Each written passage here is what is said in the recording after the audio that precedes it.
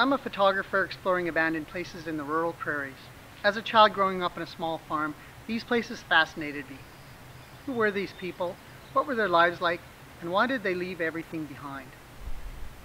These old places are haunting, but what's most intriguing to me is the meaning behind these abandoned places. To find some answers, I interviewed about 70 people, asking them to simply tell me about the past way of life here. And now, I have a story I'd like to share with you. This is a story about the past, about dreams and new beginnings.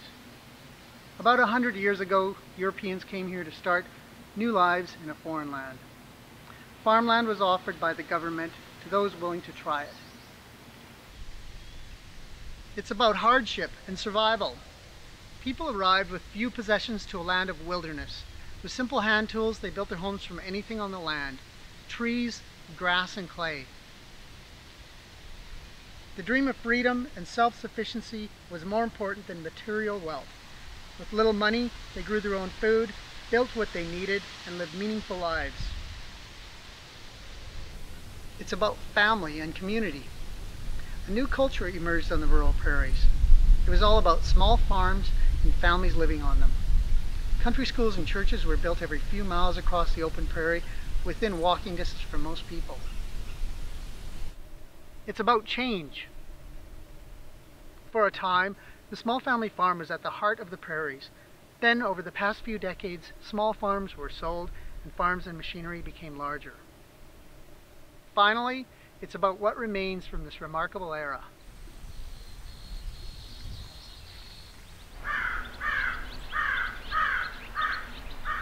The prairies thrive as they always have, but there's a fascinating story here. I grew up on a small farm that was started by my grandparents in Saskatchewan, Canada. I experienced some of this way of life and have great memories of it. The rural population has declined dramatically. The old way of life and the artifacts left behind are vanishing, and I feel it's of great importance that the story be photographed and told. In the wake of this rural depopulation, abandoned homes and barns were left behind, standing as monuments to the homesteaders.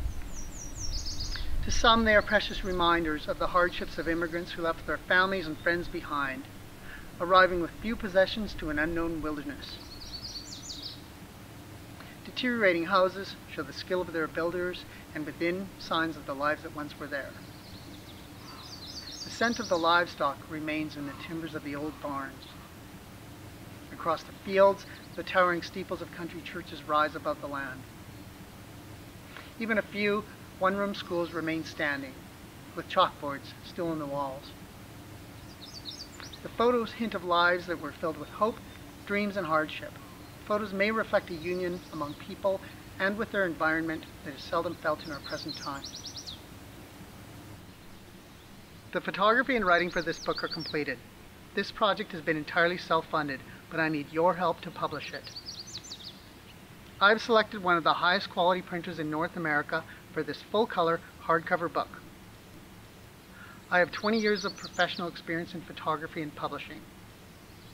168 pages, 11 inches square, with full-color photos and the words and memories of many people who I interviewed. Publishing this book depends entirely on pre-sales. If my goal is reached in this Indiegogo campaign, then the book will be published. If this goal is not reached, then credit cards are automatically not charged. If greater amounts of money are generated, I will add more pages and photos to the book, and I may add special features. Your support means a lot to me and to everyone who shared their stories about this past way of life. Without your help, this kind of project cannot happen.